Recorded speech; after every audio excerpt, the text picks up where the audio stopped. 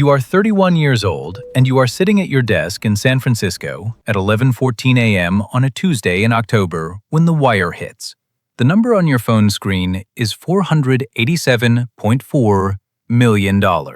You stare at it.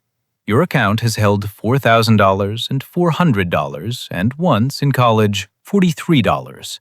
You have never seen anything like it before, and the part of your brain that has spent a decade learning how to react to numbers does not react. The screen is cold. The light through the office window is normal. Your chair is the same chair. You are the same person. And you understand somewhere underneath the surface that this is the last hour you will ever be the same person. You exited the company you co-founded 6 years ago to a public cloud buyer for $750 million.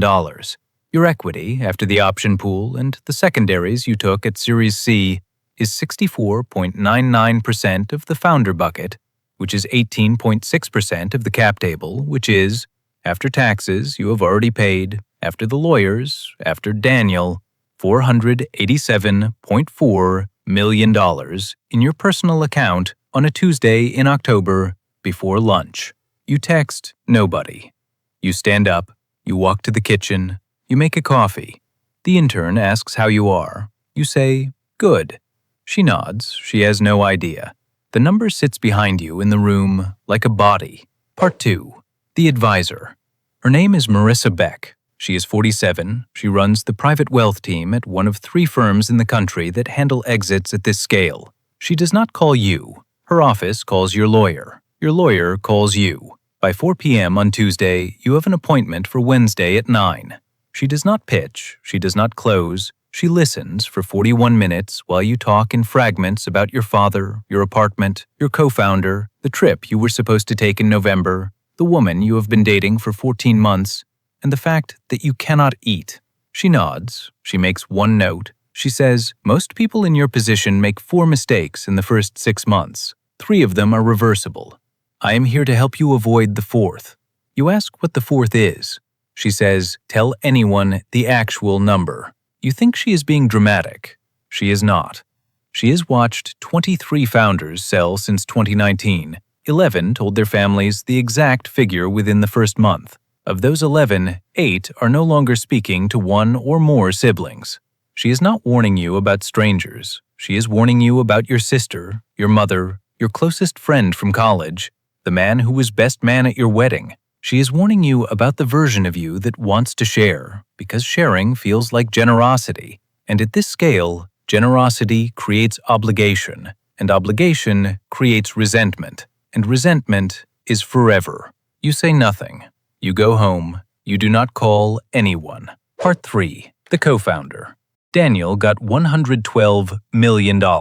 He earned it the same way you earned yours, and slightly differently. He held a smaller equity position because he joined 3 months after the incorporation and took a slightly larger salary in the early years. The difference is mechanical. The difference is also a difference. By Thursday, he has bought a 78-foot yacht he saw in a Robb Report article in 2019. He texts you a photo. He has named it after his mother. He is happy in a way you remember being happy for about 90 minutes on Tuesday and have not been since. You text back 3 exclamation marks and a fire emoji. You do not buy a yacht. On Friday, you have lunch. He talks about the boat for 50 of the 75 minutes. The other 25 minutes, he talks about the 4-bedroom in Pacific Heights, the personal trainer he has hired, the assistant his wife insists they need. He is not bragging. He is doing the thing humans do when they are nervous, which is fill the silence with the new vocabulary they have been handed. You recognize it because you can feel it in your own throat. You realize halfway through the entree that he is afraid. He is afraid of you. He is afraid that the difference in your numbers, $112 million versus $487 million, is now the only conversation between you, and that one of you will eventually mention it, and that whoever mentions it first will lose the friendship. You do not mention it. He does not mention it. You leave separately. Part 4. The phone.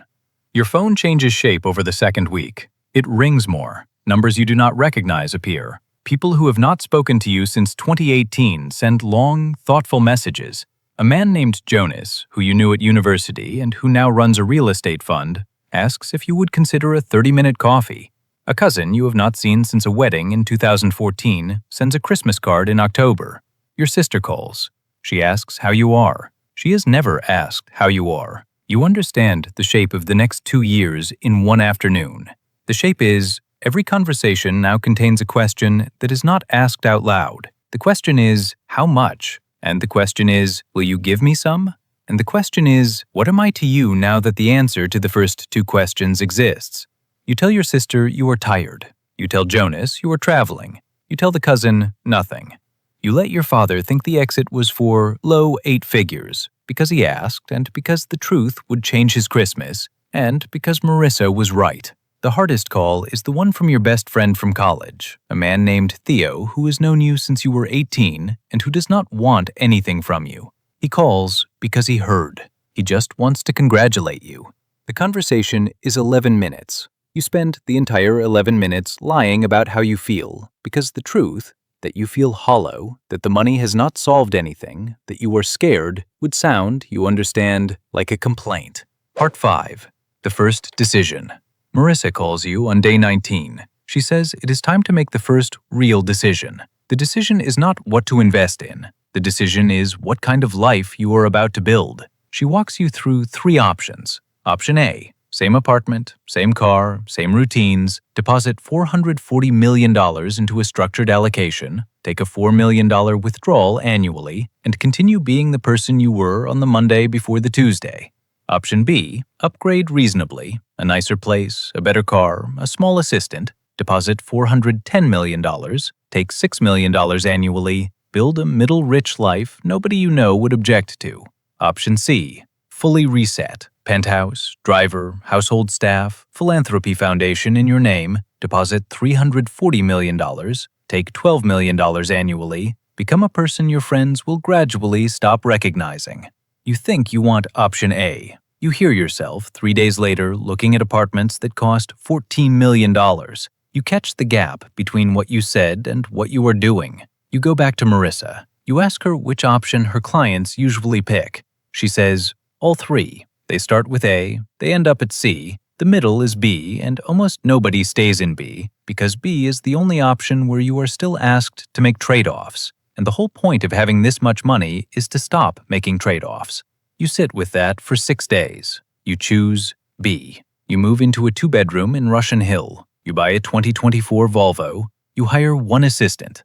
You tell yourself, this is who you are. It is, for now. Part 6. The chair.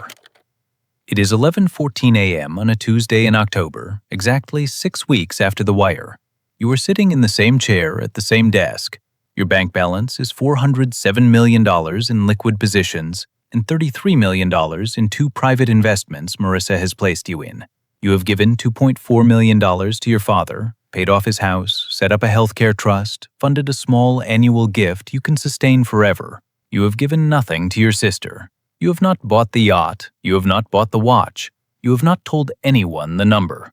You understand now what Marissa was protecting you from. The number is not the wealth. The number is a position. The position carries weight you did not know you would have to carry, and the weight increases with every person who learns the number, and the only way to keep the weight bearable is to control how many people know. You have not become rich. You have been promoted into a different version of yourself. And the new version is quieter, more cautious, and more alone than the old version. You miss the old version. You will miss him for years. You did not understand 6 weeks ago that the cost of $487.4 million was him. Marissa understood. That is why you were paying her $1.6 million a year to sit beside the new version of you and remind him, every Wednesday at 9 o'clock, who he is now. The chair you are sitting in is the same chair. The room is the same room. You are not the same person. You will not be the same person ever again. So, there you have it. Next video is going to be more exciting than this one. If you enjoyed this one, make sure to like and subscribe. See you in the next video.